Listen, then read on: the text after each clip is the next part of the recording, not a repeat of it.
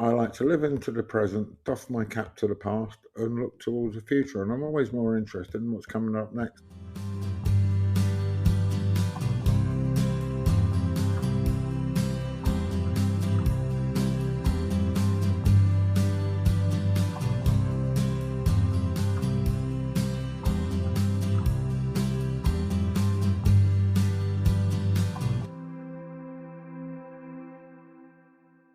Hello, and welcome back to another episode of Live Through That, the podcast where influential artists of the 80s and 90s talk to us about a pivotal moment in their lives. I'm your host, Mike Hipple, and this week I'm excited to bring you my talk with Glen Matlock, the original bassist in the Sex Pistols. Matlock proves that you're never too old to have a pivotal moment. He recently shined as the bassist with Blondie at the famed Glastonbury Festival and has an excellent new album out now called Consequences Coming.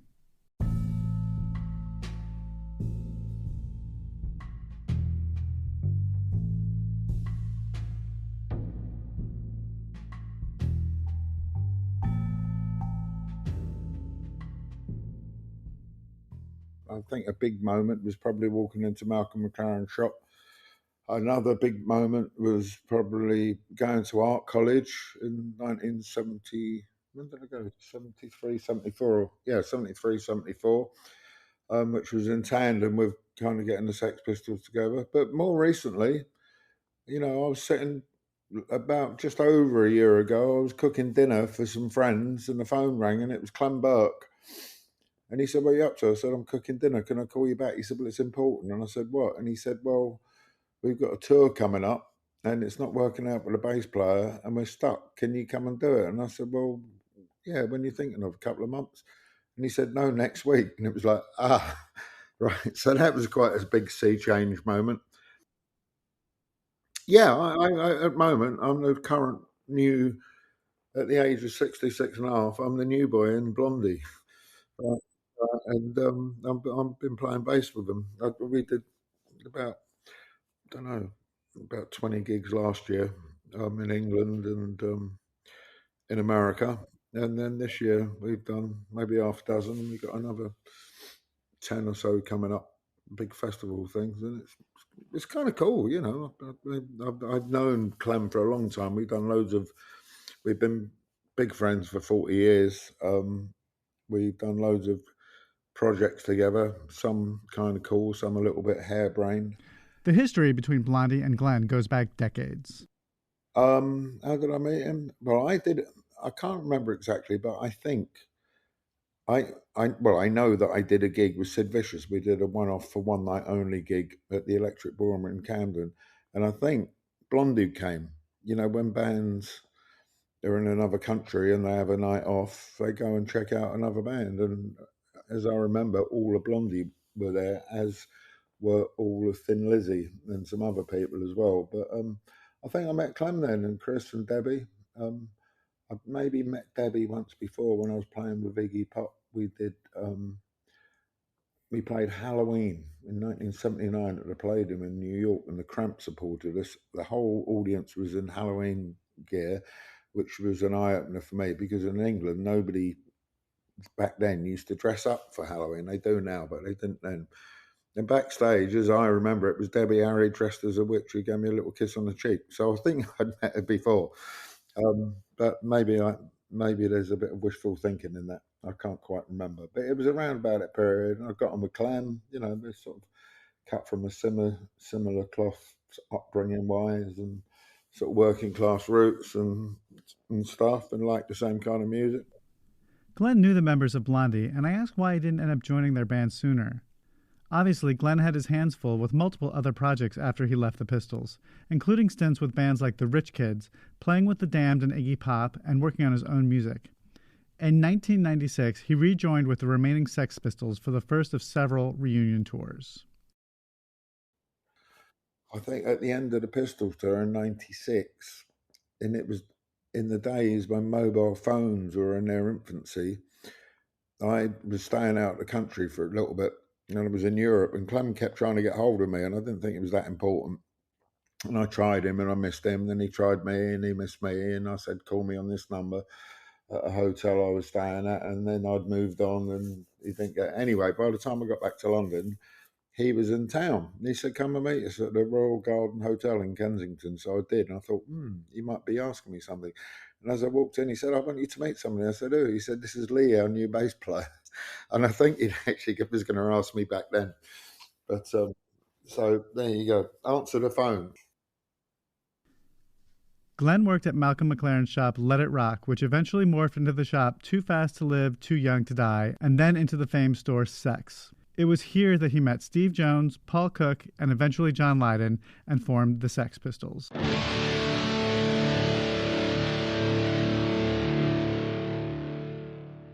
I met them through Malcolm McLaren's shop. When I was thinking of applying, I started working there when I was still at school, and I needed somebody to give me a reference to apply to St Martin's. And I asked Vivian Westwood, and I said, do you think Malcolm would give me a reference? I don't know why I didn't ask her, but I didn't. And she said, for what? And I said, well, I'm thinking of applying for art college. And she went, oh. She said, I don't think you want Malcolm to give you a reference for art college. I said, why not?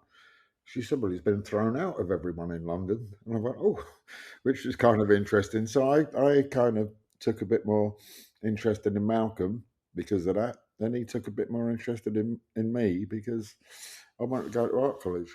And then while I was working at the shop just on Saturdays, that's when Steve and Paul would come in, and later on John. And Steve and Paul were trying to form a band, and I overheard one day that it wasn't working out with the bass player that they had. And I said, well, I play bass. Well, no, I said, I've got a bass. I don't think I said I play it because I probably couldn't at that stage. But next thing, I'm knocking around with Steve and Paul and this other guy, Wally, who was the original guitarist. And the rest is history, really. But it's one of those things that when I walked into Malcolm's shop, there was something about it. It was the total antithesis of what was going on in mid-70s London. It was like a teddy boy shop. It was almost like a throwback thing. But nobody else was doing that, and there was a vibe about it. And through some kind of gut reaction, I thought this was the place to kind of sort of hang out, really. The shop attracted all sorts of people who were part of the scene at the time. I had to ask about any interesting brushes he had with fame while there. All these weird people were coming in. You know, I met Mick Ronson and Hunter came in to buy something. The New York Dolls would come through at some stage. I wasn't there then, but they did come through. There was people who used to come in the shop. There was this kind of big, hot sort of fashion model guy called Piggy, like a male model guy, nice guy. But he was mates with Little Nell, and Little Nell was in the Rocky Horror Show when it was still only just a stage play in the King's Road Theatre, and then Richard O'Brien would come in, you know, and then down the road was Granny Takes a Trip, and there was people, you see the Stones going in and out, and there would be Brian Ferry and Anthony Price swanking down that part of the King's Road. There was a lot going on for a young budding music fan, you know. And I was sort of slightly part of that scene, so it was cool. Probably raised an eyebrow when Mick Ronson walked in. It was funny, actually. Have you ever seen that movie, Ronaldo and Clara? It's a sort of a Bob Dylan movie. It's kind of based on the Rolling Thunder tour, but in it, Ronaldo and Clara are Bob Dylan and Joan Baez's alter egos, and they play them. And then Ronnie Blakely and the guy from the Hawks, was it Ronnie Hawkins, play Bob Dylan, and it's a load of old tosh, really. But in it, Mick Ronson's on that tour, and in it, he wears the pair of pink loafers that I sold him in Let It Rock a few years beforehand. So it's kind of quite historical. And when Mick Ronson came in, he's seen his shoes in the window, and he had really small feet, like size 6.5 or something like that. So I had to get every box down. And then we finally found a pair, which he bought. And as I'm wrapping them up, I heard a noise behind me. And I thought, what's going on? And I looked round, and there's Mick Ronson. He's up the ladder. And I said, what are you doing? And he said, well, I've got all these boxes down. I mean, you must be really annoyed with me. I'm putting them back for you. I went, what? You're crazy. And luckily, I got to work with Mick later on. He produced my band, The Richies, which is the band I had after the Sex Pistols. But I thought, what a lovely guy, you know. So when I saw the movie Ronaldo and Clara at the Odeon Cinema in Camden, and I saw him wearing the shoes that I told him. I told the whole audience I sold them. They all went, shh. Glen is widely regarded as the one in the band who is more of a musician and essentially responsible for creating the framework of their sound. I asked him about this. I wrote a lot of the catchy kind of bits. John did what John did. Steve did what he did. Paul did what he did. I actually came up with a whole bunch of kind of hooks for the songs. Anarchy in the UK, that's my music mainly, interpreted very well by Steve and Paul with John's lyric. God Save the Queen, similar thing. Pretty Vacant was my song, but interpreted very well by everybody. And other stuff on the album, and then Steve wrote like No Feelings, which wasn't really much to do with me, but I like to feel I put my bit in the arrangement. The Sex Pistols wouldn't have happened without any of the people involved doing their bit. Do you know what? Um, I met Ray Davis once, that probably at the very last Sex Pistols show we ever did in Spain.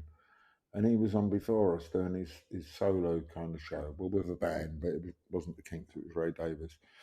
And I knocked on his dressing room door and he said, come in. And he was eating his dinner. And he said, oh, you're the bloke who wrote all the Sex Pistols stuff. And it was funny because it was like a temporary dressing room and the walls didn't go all the way up to the ceiling. And I knew darn well John and his mate were in the dressing room next day. I'm going, hang on a second. I didn't know it all. It was like a collective consciousness. And he went, come off it, mate. He said, I used to come in with the Kinks with a song. And he said, we'd fight tooth and nail how it should go. He said, we even come to blows sometimes. He said, but you know what? I always won. Somebody's got to be in charge. So he gave me a knowing wink. So that was cool. It's kind of quite surprising if you do a Sex Pistols set. Lots of people coming up to you say, oh, it's not very fast. Well, it was never supposed to be. Everybody thinks like punk is like the Ramones. And we weren't particularly fast. It was kind of just right, really. There was a groove involved to it, like Anarchy in the UK. It's got a kind of a good kind of groove. Um, yeah, but John had pretty out there lyrics, but I provided a platform for him to hang the songs on that people makes them memorable. I don't think if they didn't have any hooks or catchy bits, people wouldn't remember them to this day. Glen left the Sex Pistols in early 1977 before the release of Nevermind the Bollocks. There's a lot of different stories about how this went down, so I asked him to clarify it. Just me and John didn't get on really, and that's saying it charitably. I'd had enough of him, and I think his politics now, wearing a MAGA hat. I don't know what your politics are, but it's firmly not what my ones are. And there was something about him I couldn't quite put my finger on, but I think it's become quite apparent, really. I never found him as sincere as he made out. And I left. I wasn't threatened, sacked. I left. It was kind of my position was getting a bit untenable, but I left before I was pushed.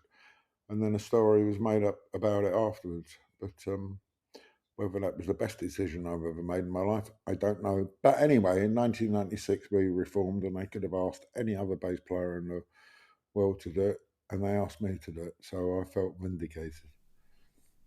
In April 2023, Glen released his new solo record, Consequences Coming. The title is a bit of a nod to the political situation in America.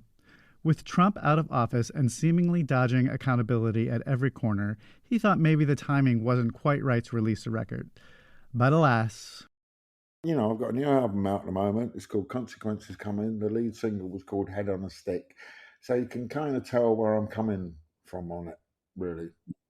And also, I thought it took a while when you're a bit older and you haven't got a record company pouring hundreds of thousands of dollars into you to get your record out and recorded nicely and stuff.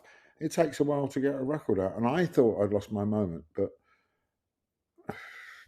maybe 4 weeks ago now, when I was in America, me and Clem got offered a session in New York. I've been in California, and we flew there. And when I was there, I asked my press girl to get over there. I said, look, I'm going to be doing this session. Do you fancy trying to set some press up for me? And she said, yeah. Anyway, she got a few things together.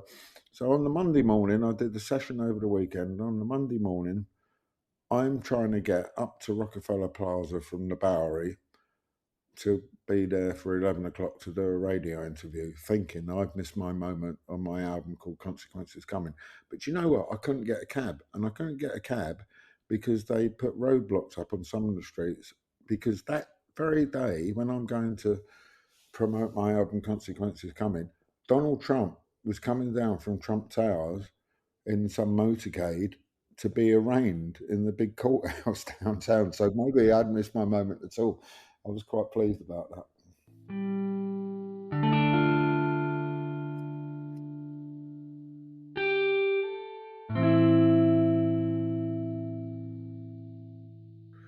I like to live into the present, doff my cap to the past, and look towards the future. And I'm always more interested in what's coming up next than then what happened 40 years ago. I'm proud of the album that I've done now, but I like the album before that, and I've probably got a few songs off on the go for the next one. So, yeah, I think what has been happening with the release of this record is now finally people are seeing me in my own right as a solo artist, whereas before I've always been, the bass player in a band. Now they don't question that I'm the front man. And I don't really crave all the attention of being the front man. I think nobody's going to mean a song as much as the guy who wrote the lyrics. I think hopefully you don't lose the knack, and it is a knack of writing a catchy song. But maybe lyrically back then, John was far better than me. But I think I've lived a life in the interim period, and I've got quite a lot to talk about. So as long as you don't lose that kind of the craft of writing a song, and plus you've got a lifetime of experience, and you've kept your feet on the ground, which I have, because although I've never been skint, poor, I've never been particularly loaded and afford to live a multi-millionaire lifestyle that revolves around getting the latest thing from Chromart. So it doesn't interest me. I think I'm still sort of a bit of a man of the people somehow,